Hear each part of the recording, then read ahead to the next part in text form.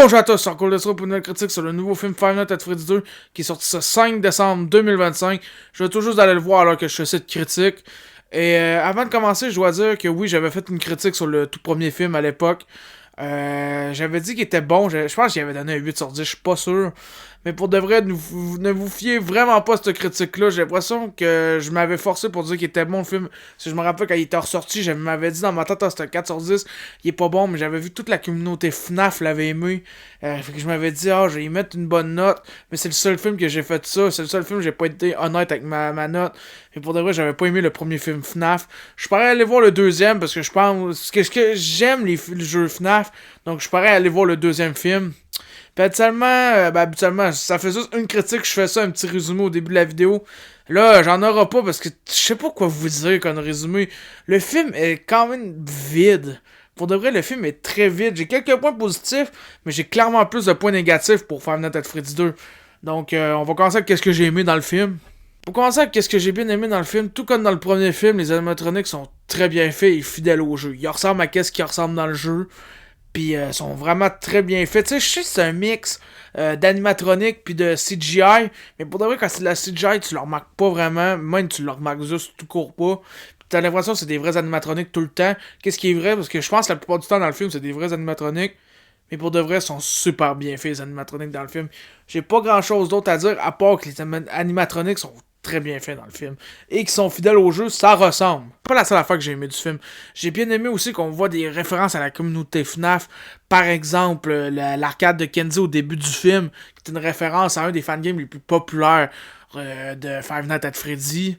Mais il y avait pas juste ça, il y avait aussi le petit toutou tout croche 3D, genre tu pouvais acheter sur Amazon à un moment donné, qui était venu un meme, avec le petit son aussi, qui était un meme aussi.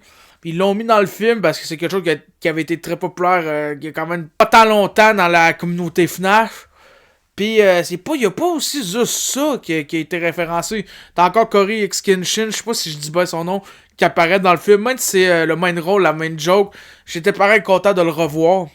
Puis aussi, j'ai bien aimé la tune de Living Tombstone à la fin du film, The Man Behind the Slaughter, qui est une de mes tunes préférées d'eux. Je sais que je suis pas original, mais je trouve que c'est une de leurs meilleures. Puis c'est tout que j'ai à dire sur les références aux fans, puis les créations des fans qui apparaissent dans le film. Ça serait tout sur qu'est-ce que j'ai aimé dans le film. Donc allons à qu'est-ce que j'ai pas aimé dans le film, puis il y a beaucoup d'affaires que j'ai pas aimé dans le film. Pour commencer, on va aller avec un point négatif, j'aime bien dire à tous les films, que j'ai même dit au premier film Five Nights at Freddy, ça veut dire que le film n'est pas assez violent. Pour de vrai, le film il est pas violent, on voit quasiment pas de sang. Je trouve ça dommage quand Five Nights at Freddy, c'est quand même quelque chose qui est violent. Oui, on voit pas tant de violence dans le jeu, mais on se l'imagine puis on se dit c'est violent en crise. Là dans le film, c'est quasiment pas violent. À chaque fois que quelqu'un meurt, ça coupe sur genre un plan de l'affaire qu'il y avait dans leurs mains qui tombait à terre. Puis je trouve ça dommage que Five Nights at Freddy, ça pourrait faire un autre film violent de la mort. Là, le film est pas du tout violent. Pis c'est plate parce que tu t'en vas voir un film Five Nights at Freddy d'horreur, tu te dis, il y aura de la violence, il y en a pas. Tout comme dans le premier, pis c'est très dommage. Donc, allons à la deuxième affaire que j'ai pas aimé dans le film. Qui est que le film ne fait pas peur. Pour de vrai, le film, il fait juste pas peur. C'est juste des jumpscares placés de temps en temps pour essayer de faire le saut au spectateur, mais c'est vraiment manqué. Tu sais, l'ambiance des jeux FNAF n'est pas capturée. L'ambiance pesante et terrifiante des jeux FNAF n'est pas capturée. Qu'est-ce qui est très dommage, c'est que je trouve que cette ambiance marcherait super bien dans un film. Qu'est-ce qui est vraiment dommage, ça ferait un très bon film à mon avis. L'ambiance, tout ce qui fait peur dans le film, c'est manqué, ça fait pas peur comme film. Pour un film d'horreur, j'ai fait le saut à une shot, pis c'était quand il y a une lumière qui pète, le tout premier jumpscare du film. C'est le seul bout que j'ai fait le saut, pis c'est pas, je veux dire, que c'est une fucking lumière qui m'a fait le saut. C'est pas aux animatroniques, non, c'est les hosties de lumière qui m'ont fait le saut. Le reste, il fait pas le saut, tu te sens pas stressé en écoutant le film. C'est plate. Ça fait pas peur, c'est tout que j'ai à dire sur ce point négatif-là. Mais c'est que le film fait vraiment pas peur. Pour mon troisième point négatif, c'est la marionnette. J'adore ce personnage-là, c'est peut-être mon personnage préféré de Five Nights at Freddy. Mais là, dans le film, je trouve qu'ils l'ont mal retranscrit pour de vrai, là. Tu sais, son design, parfait. Ça ressemble au jeu. Peut-être juste les yeux, il aurait pu y mettre plus blanc, là. Mais c'est tout. C'est tout. Je trouve que le design est vraiment très bien fait dans le film. Mais on le voit tellement peu, ce design-là. Elle fait juste se transformer dans des corps humains qui fait que le design vient vraiment pas beau, je trouve. J'aurais préféré que ça reste sur son design de base. Ils ont décidé de faire d'autres choses qui est pas tant intéressant à mon avis, ou même s'il il serait intéressant, c'est qu'ils l'ont manqué aussi. Mais c'est quand même dommage qu'est-ce qu'ils ont fait avec ce personnage-là. J'aurais aimé ça qu'on voit plus la marionnette parce que c'est un personnage quand même emblématique de Five Nights at Freddy. Puis là, ils l'ont pas tant mis. Puis quand on la voit, c'est pas le fun à regarder. C'est même pas elle, c'est juste qu'elle envahit un corps. Puis c'est poche. Pour de vrai, là. C'est tout que j'ai à dire, ce point négatif-là. Vous pouvez me dire si je chiale trop sur la popette de Five Nights at Freddy, le film. Mais clairement, c'est pas... j'aime pas qu'est-ce qu'ils ont fait avec ce personnage-là dans le film. Bon, mon quatrième point négatif, c'est clairement le rêve de Vanessa. Il est tellement inutile. Il est placé là juste pour gruger du temps dans le film. C'est genre, il sert tellement à rien. Puis en plus, la scène, elle est même pas le fun à regarder. C'est un cauchemar. Puis je vous dis, c'est une des scènes, je pense, les plus poches du film. Pourtant, c'est une des scènes qui avait le plus de potentiel. C'est un cauchemar. Vous pouvez faire n'importe quoi. Là, c'est juste des portes qui ouvrent. On voit Circus Baby. Vanessa tire sur William Afton 2 balles dans le ventre. Pis c'est ça. C'est vraiment une scène mal faite. Une scène, je trouve, qui sert tellement à rien parce qu'on n'en reparle pas vraiment du rêve. Puis j'aurais aimé ça que peut-être... Tant qu'à faire une scène qui ne sert à rien, qui est inutile, au moins faire qu'elle est quand même marquante puis le fun à regarder. Tu sais, genre un cauchemar qui fait vraiment peur, là. Non, c'est vraiment un bout juste pour gruger du temps. Puis c'est tout que j'ai à dire.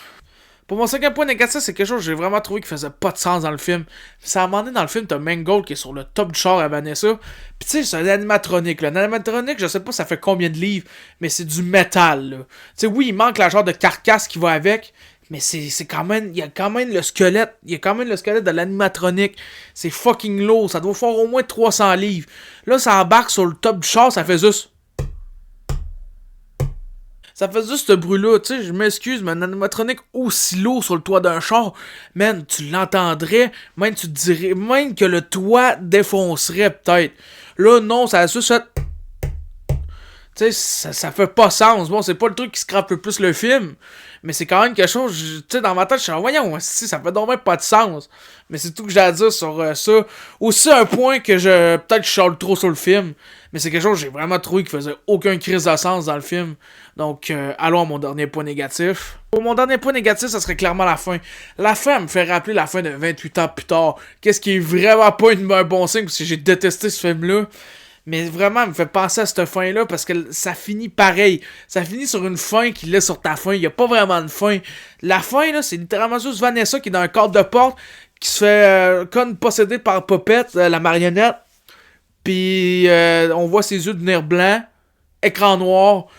Tourne de Living Tombstone. Pis c'est ça. Pour de vrai, c'est vraiment pas une bonne fin. Là, il y a des gens qui vont dire, mais là, il y avait pas juste ça à la fin, il y avait aussi Springtrap, pis du monde qui volait des affaires pour le manège de Five Nights at Freddy 3.